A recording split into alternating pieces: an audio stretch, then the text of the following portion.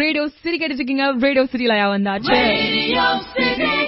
Star express கான time அப்படின்னு போறதுக்கு முன்னாடி நம்ம நாட்டோட பொலிட்டிசேஷன் பார்த்தோன்னு வச்சுக்கோங்களேன். வரவன் போறவன் எல்லாம் அரசியல் பேச ஆரம்பிச்சிட்டான்.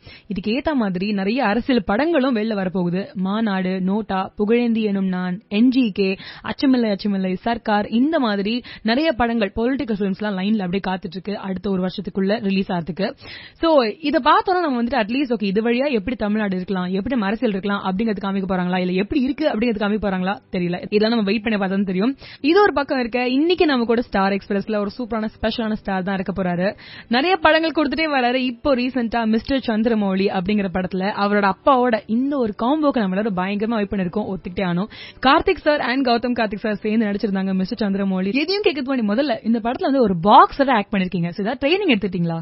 கண்டிப்பா. அது ஒரு மாசம் நான் வந்து பேங்காக்கு போய் அங்க ஒரு ஃபைட்டிங் ட்ரைனிங்லாம் எடுத்தேன், பாக்ஸிங் ட்ரைனிங்லாம் எடுத்திருந்தேன்.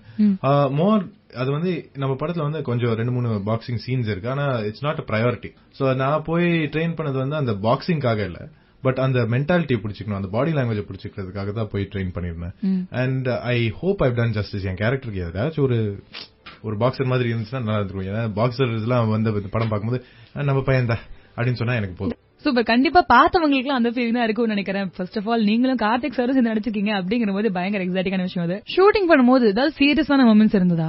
சீரியஸான இன்சிடென்ட் வந்து இன்டர்வல் பிளாக் ஷூட் பண்ணிருக்கோம். அந்த இன்டர்வல் பிளாக்ல அப்பா பெர்ஃபார்ம் பண்ணுவார், ஒரு லாங் லென்த்தி ஷாட் பெர்ஃபார்ம் பண்ணுவாரு. நான் வந்து அங்க படுத்துட்டு இருப்பேன். சோ அதுல வந்து அவர் ஆக்ஷன் சொல்லும்போது அவர் பெர்ஃபார்ம் பண்ண ஆரம்பிச்சிட்டாரு. நான் கண்ணை மூடிட்டு சரி கண்ணை திறக்காதரா, நவராதரா, இல்லாட்டி டேக் மறுபடியும் போகும், அப்பா பாவம் இவ்வளவு தூரமா பெர்ஃபார்ம் பண்ணிருக்காரு அப்படின்னு என் மைண்ட்ல ஓடிட்டு நான் நவரவே மாட்டேங்கிறேன். என்ன சவுண்ட் கேட்டாலும் அப்படியே குவைட்டா இருக்கேன். ஃபுல்லா எனக்கு வந்து அந்த பிளாக் மட்டும் தான் தெரியுது. அப்பா சவுண்ட் கேக்குது. டக்குன்னு கட்டுன்னு சொல்றாங்க. எந்திரிச்சு ஓகே டேக் ஓகே அப்படின்னு திரும்பி பார்க்க எல்லாரும் கண்ணெல்லாம் கலங்கிட்டு இருக்கு. என்ன ஆச்சு அப்படின்னு கேக்குறது. எல்லாரும் முடியலப்பா அப்படின்லாம் சொல்லிட்டு இருக்காங்க.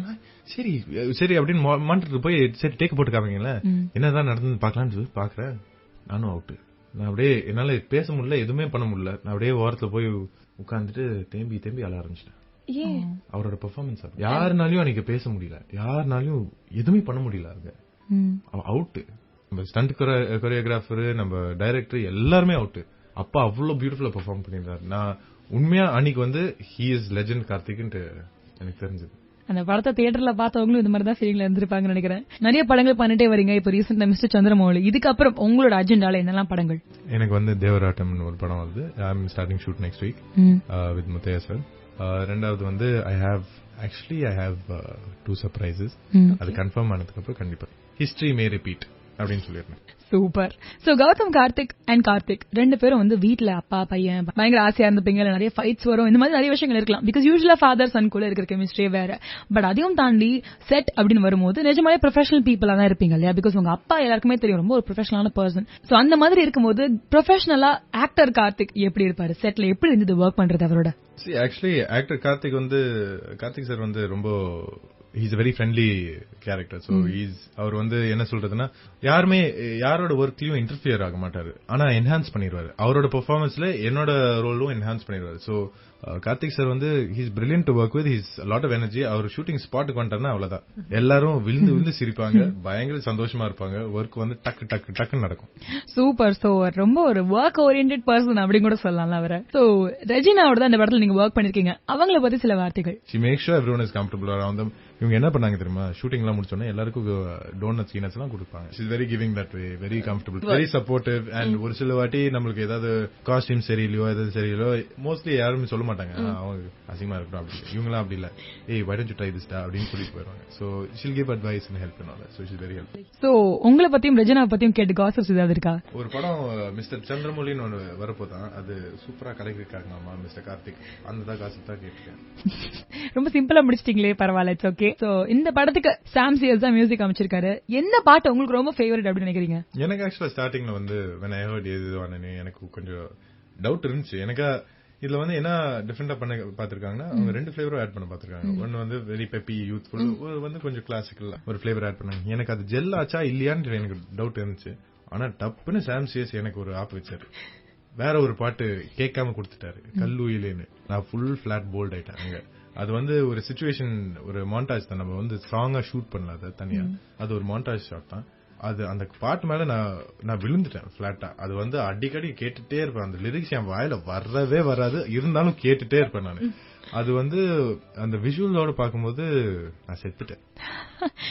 பாசிட்டிவா சொல்ற விஷயங்களுக்கு நடுவுல நிறைய பேர் நெகட்டிவ் கிரிட்டிசிசம் கொடுக்க தான் செய்வாங்க. ஏன்னா ஒரு பாசிட்டிவ் இருக்குன்னா அந்த நெகட்டிவ் இருக்கு தான் செய்யும். சோ அந்த மாதிரி நெகட்டிவ் ரிவ்யூஸ் பத்தி நீங்க என்ன நினைக்கிறீங்க? என்ன ஏதாவது வந்துதா? ரிவ்யூஸ் வந்து ஒருத்தரோட ஒப்பீனியன் தான். அதெல்லாம் நான் ரொம்ப டைம் கொடுத்து அட்டென்ஷன் கொடுத்துட்டேன்னா அவங்க சொல்றது தான் நான் சொல்ற பேச்சு தான் நான் கேட்பேன். நான் என் வாழ்க்கையை வாழ மாட்டேன். சோ எனக்கு இன்னும் ஒரு ஜட்ஜ்மெண்ட் இருக்கு. நான் இவ்வளவு தூரம் கஷ்டப்பட்டது, நான் அனுபவப்பட்டது, நான் சந்தோஷப்பட்டது இதெல்லாம் இருக்குல்ல, அந்த அனுபவம் வச்சு நான் என் ட்ராக்கை பார்த்துட்டு போயிட்டே இருப்பேன். ஸோ ரிவ்யூஸ் வந்து thank you for the good comments, I will work on the bad comments. எல்லா கஷ்டங்களும் நான் ஃபேஸ் பண்ணது வந்து it's only been my stepping stone. And இதுக்கு மேல ஏதாவது கஷ்டப்பட்டேன்னா கண்டிப்பா அதுவும் என் ஸ்டெப்பிங் ஸ்டோனா தான் இருக்கும். யார் என்னை பத்தி தப்பா பேசினாங்களோ ஃபர்ஸ்ட் அவங்களுக்கு வந்து பெரிய தேங்க்யூ சொல்லணும். எனக்கு அவங்க வந்து நிறைய விஷயங்கள்லாம் எனக்கு பாயிண்ட் அவுட் பண்ணாங்க.